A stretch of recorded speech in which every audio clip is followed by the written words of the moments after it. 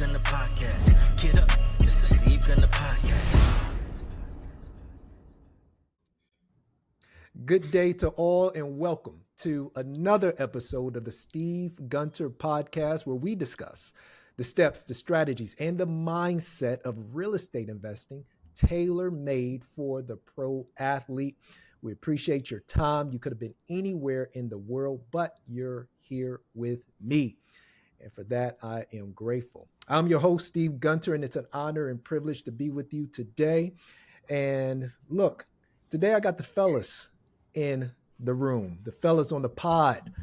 Taylor, Leggett, Charles K. What's up, y'all? How y'all doing? Doing good. Thanks for having me. Yeah, good, man. Appreciate you having us. Well, good, fellas. Good. Well, look, guys, we got a few things to cover today, and there's a whole bunch of storylines that we can choose from, and we're just going to dive into it. And I want to first just get your perspective on which one you think we should cover. So here's the first one. North Carolina green lights nearly 300 homes. Plans for development call for 211 single-family detached homes and 84 townhomes. This is in Sanford. Second story, coastal homes surge past $10 million. And so apparently this year, several homes have been going for at least $10 million. That's what's going on the coast of North Carolina right now. So that's something that we can dig into as well. Pretty cool stuff. Super Bowl ratings went bonanza for a Triangle local TV station. And when I tell y'all what TV station this is, you're going to be like, oh, I don't even think I've even come across that TV station before. But we'll see about that one as well. Listings in Wake County saw a 14% jump in January, which is, we had far less inventory last year than we do now, but would love to get you guys' thoughts on that. And then lastly, one of the largest homes inside the Beltline is going for $8.6 million. And interestingly enough, you guys actually know who the agent is as well. So you tell me, where do you want to start? Man. Let's start with Sanford, and we can go from there. Let's start with Sanford. All right. Let me actually pull up the article so that you guys can see it as well. Give me 1 second. All right. You guys can see when you're in? Okay. All right. So the city of Sanford has approved a major housing development as the Lee County area continues to attract new residents and businesses.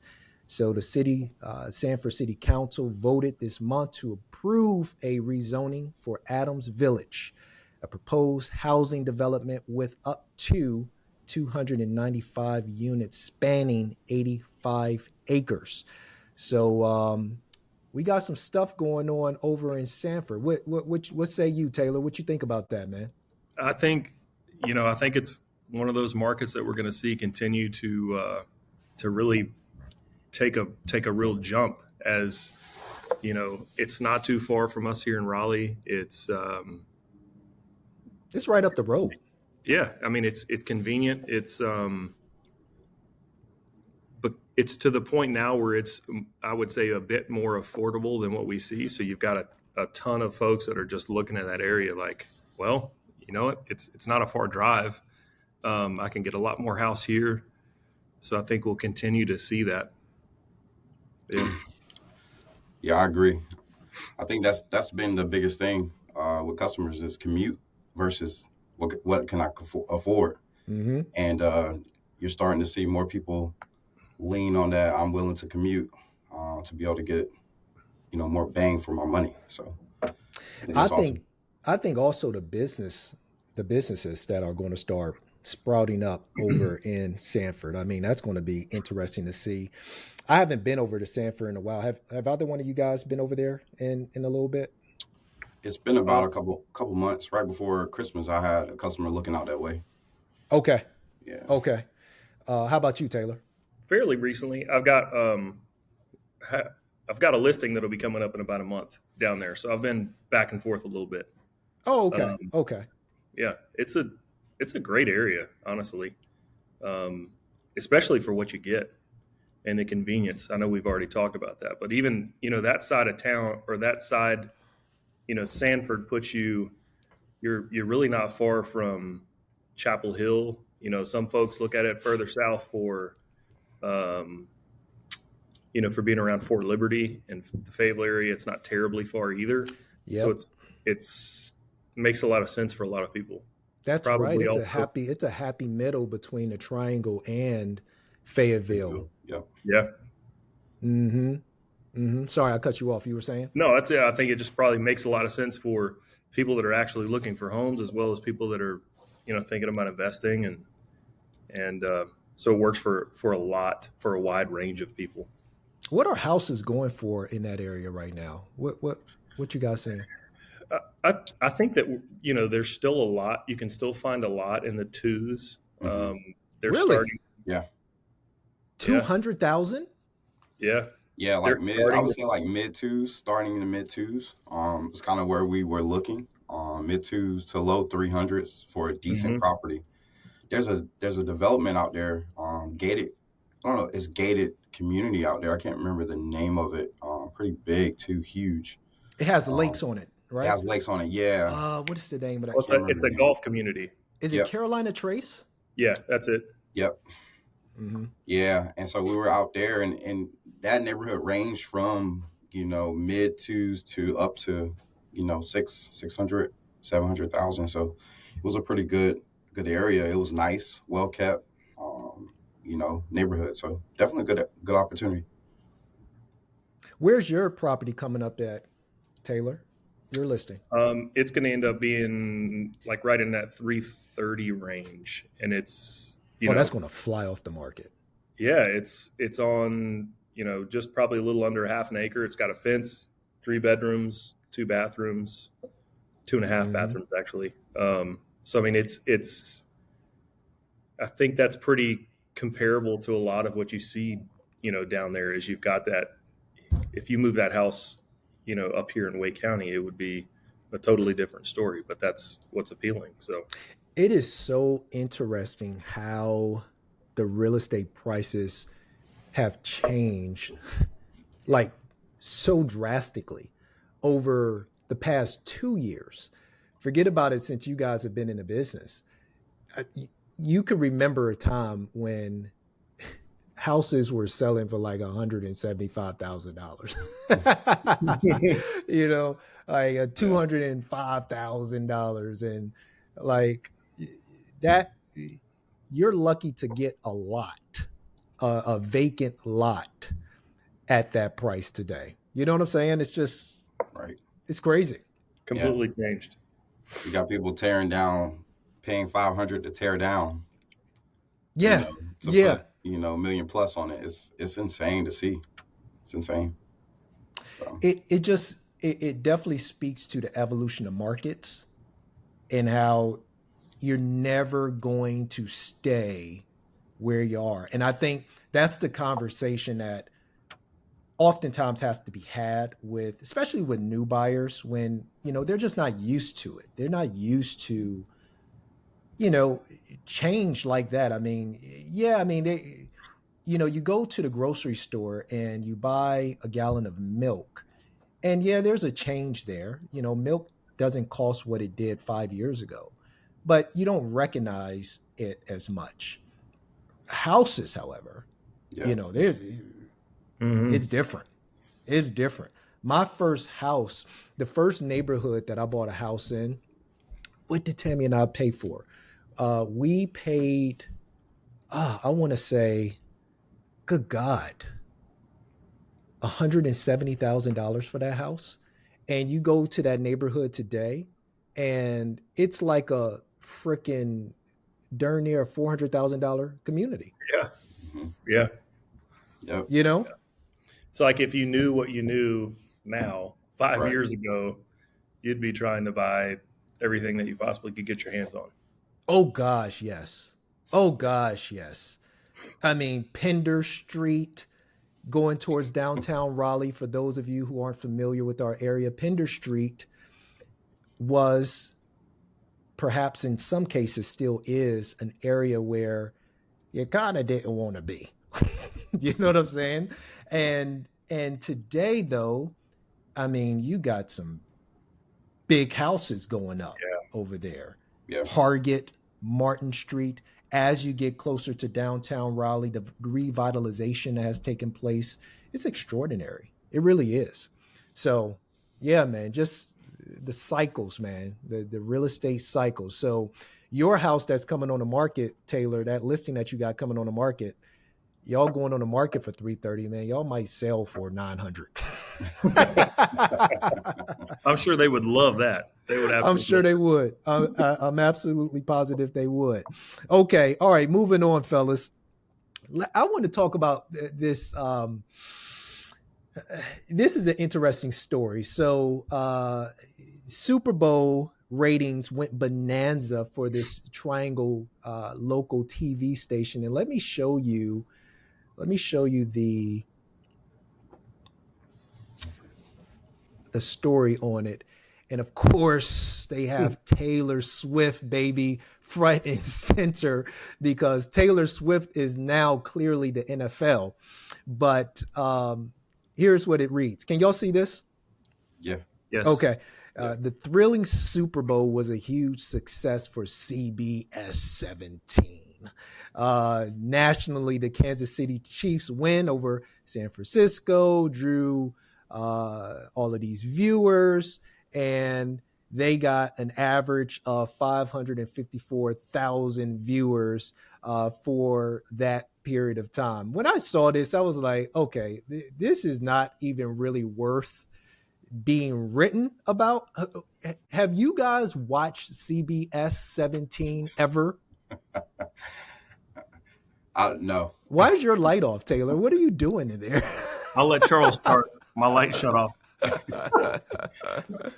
You ever watched CBS 17, Charles? No, I've passed by it, but where is it? Never sat and watched. You see, I never even seen it. Where is it? No, on like the local channels. I don't know where the okay. I thought is. you were saying driving by. No, okay. Yeah, no. Yeah. I don't know where it is. Dude, Who are the newscasters? Who's the talent? I have no idea. Like, I'm looking at it, I'm like, what who wrote this? Like, if I was the writer and I had to write about that, I would be pissed. Like that, there's no reason why I should be writing about CBS 17. They're trying to be relevant. Because first of all, let's just be honest. And don't get me wrong, I'm a football fan. I love the Super Bowl. And I'm not saying that it doesn't draw a whole lot of viewers, but like practically nothing is on television during the Super Bowl either. So it's kind of like you got no choice. You got to watch it. Mm-hmm. You know what I'm saying? Yeah. And then this year you have to watch it on the subscription, right? I believe. No, I watched it on TV. Okay. I watched it on TV. I know they were streaming it too as well. But yeah. Oh, really? Yeah, it was on Prime. I think you had Prime something to watch if you're streaming. Oh, okay. Yeah. Very good point. Talk about Amazon Prime, man. They are just freaking taking over the world. Them and YouTube TV. Yeah. That's crazy. Anyway, I thought that was interesting. They had 500,000 viewers, and I'm sure they're lucky to get 5,000 viewers, probably 500 viewers. I don't know anybody that watches it. I know people that watch WRL and stuff like that, but, I don't know. Anyway, I thought that was interesting. You guys don't think it's all that interesting. No. Okay. Exactly, right? That's a CBS 17. So interesting, Steve. So interesting. Okay. Listings in Wake County saw a 14% jump in January, which is up from this same time last year. What do you guys make of that? I think that's exciting.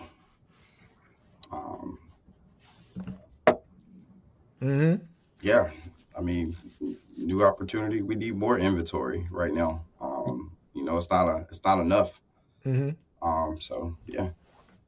I think it's what everybody's been talking about for probably since interest rates got high, and the expectation of maybe they're gonna go down at some point this year. You've got sellers that have probably been sitting around waiting for that. All right, it's a new year. Let's throw the house on the market. Let's see what happens. It's we're coming up to the spring market. Let's see if we can capitalize and hopefully rates do trend the way that everybody hopes that they're going to, and they put themselves in a better position, or they're not out there when everybody else is also trying to put their house on the market. Are you guys starting to see? Oh, finish your thought. Sorry, Taylor. No, that's it. That's all you. Are you guys starting to see sellers become more optimistic about listing their home? Yeah, I think I'm still seeing people still kind of on the fence of like, okay, I want to sell, but trying to find something. I think it's been the biggest thing is like, well, where are we going to go? How much, with the rates, I'm gonna have to put down a significant, amount to get, the payments comfortable.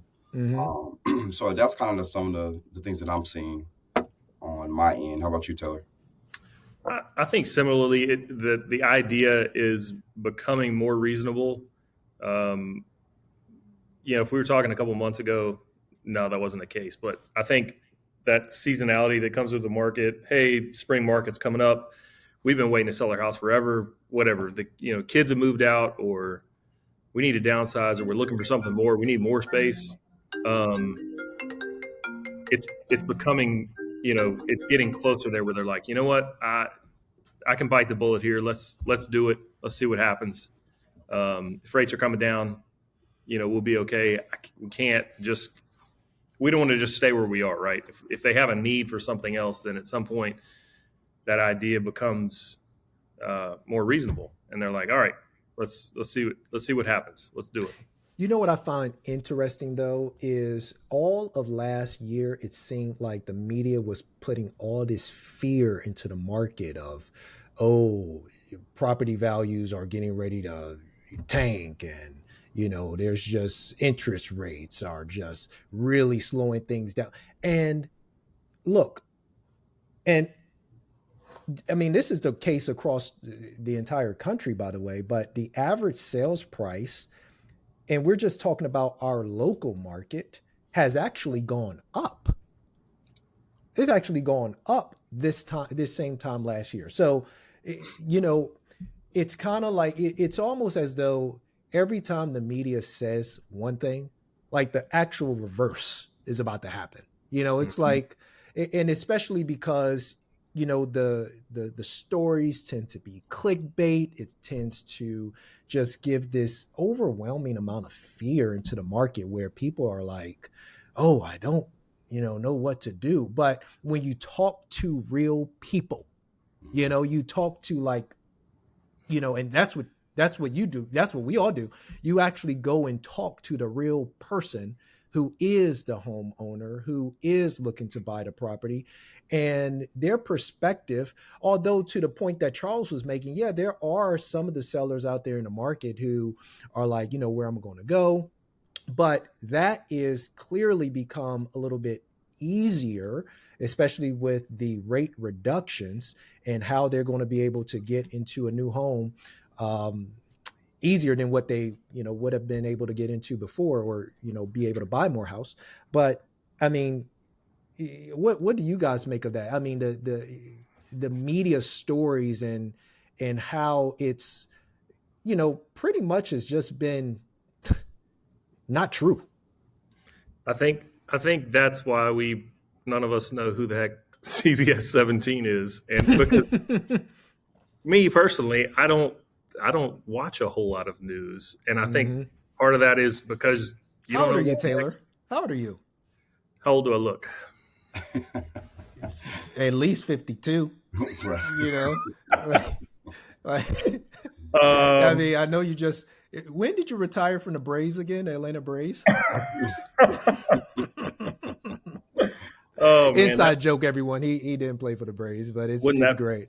Wouldn't that be nice? I'm in my 30s, and but yeah, I don't pay attention to the news that much because I think I think that's become a common thing. It's a clickbait sort of stuff. What can we get people to pay attention to? And the reality is that oftentimes that's it's kind of made to seem what it's really not, right? Like Yeah. people are, unfortunately, there's a lot of people that see that though, and they're like, well, this is it. Yeah. This is the truth, the absolute truth. So I think it's unfortunate. Yeah, I think it's I'll try to important give it as little noise as I can. Go ahead. Sorry, Charles. You're good. Yeah, no, I like the point that Steve was making about talking with real people. You know what I mean? And don't just look at the propaganda and the news story. Look at your actual local market. Yeah, maybe some markets aren't smart to buy or aren't thriving as much. But when you really get down to talking with somebody that is in the business, that is doing this day to day, you know what I mean? You get a better understanding. And I think those conversations have helped, buyers or sellers really see the reality and don't miss out on the opportunity because they're fearful because of what they're seeing. So, Yeah. Definitely not the sort of market that the media projected it would be. So we're getting ready to enter into an even more prosperous period for the market. Okay. All right. Where y'all want to go with this? Y'all want to do coastal homes, or you want to talk about the largest home inside the Beltline? let's talk about that large home inside the Beltline. All right. Let's do it. Let's do it. Raleigh has changed. Most certainly it has. Absolutely. All right. Can y'all see that? I see it. All right. So inside the Beltline, baby, $8.6 million for this house. It is 10,000 square feet, 5 bedrooms, 6 bathrooms. Let me see if I can pull up some pictures. There we go. You guys can see that? Mm-hmm. Mm-hmm. Look at that lot. Good God. How big is That's the the lot? lot. Yeah, how big is the lot? I don't know. We got inside the Beltline. That's a big lot. That's a huge lot. Yeah. Oh, that's pretty. They got a lot of China. A lot of China. That's nice. Oh, yeah. We may need to declutter just a tad bit. Okay. Like that is way too much stuff on that kitchen counter. Let me see. That's nice. Yeah. That's nice. Charles, sell it. Sell it, man. Let's do it. That's a pretty big listing. That's a big listing, man. Big listing. Yeah. What are you about to say, Taylor? You look like you want to say something smart. I don't really want to say. When was that house built? I don't know. I mean, obviously it's not. It doesn't say, and I haven't looked it up. Oh, it was built in 1996. Okay. Yeah. Yeah, that's an interesting listing. I think some of the draw of that is just that inside the Beltline label. Inside the Beltline. Yeah, it gets everybody excited. But I mean, it looks awesome. Yeah. For somebody. Well, look, it could be you. All you got to do is borrow the money, Taylor. It's not a big deal. You know what I'm saying? That's what everybody else does in America. Let's just borrow the money, man. We're all good. Yeah. I think if I'm spending that much on a house, though, that's maybe not quite what I'm looking for. But I know. But look, it's not to say that it's not a great house. It's a fantastic house, and you can be the one living there. I'm selling you on it, dude. I'm trying to get you to pull the trigger. I'm trying to get that Atlanta Braves money out of you, bro, and just reallocate it to some real estate, man. I mean, okay. you keeping it underneath your mattress ain't gonna help, dude. That's true. Gotta make it work. All right, and so our last story, coastal homes. surge You in this light, past. bro. What is going on in there, dude? Apparently, Like, apparently I'm not moving enough. that's what it is. You got a red light in there too, Taylor? Coastal Homes. The coast. Coastal Homes. Let me share my screen with you, We're fellas. talking North Carolina coast. This is North Carolina coast, man. Coastal Homes surged past $10 million. $10 bazillion. And so, where are we at? Looks like there's three homes that have sold above the price. Since the $6 million one sold. One is under contract for, well, they don't know if it's for $11 million. They miswrote this, but apparently it's listed for $11 million. So it'll be interesting to see where it ends up closing at. Is that Wilmington? Where's it at? So this one is Outer Banks. This is Outer Banks. Oh, This is Outer Banks, yeah. But here down here, 112 Beach Road in Wilmington just sold for 12 and a half. Really? Mm-hmm. wow. Yeah, man. So prices are going up at the beach big time. You guys got plans on moving to the beach? That would be nice. I know you would love that, Charles. I love the beach. I'm outside. Yeah. Every single weekend, you get no work done. No work done. Toes in the sand. But what do you think? I wasn't really aware of beach prices until I would say mid-career. And I can remember a time when, I don't know, beach prices were probably like, if you were on the beach, 2 million, right? 2 million.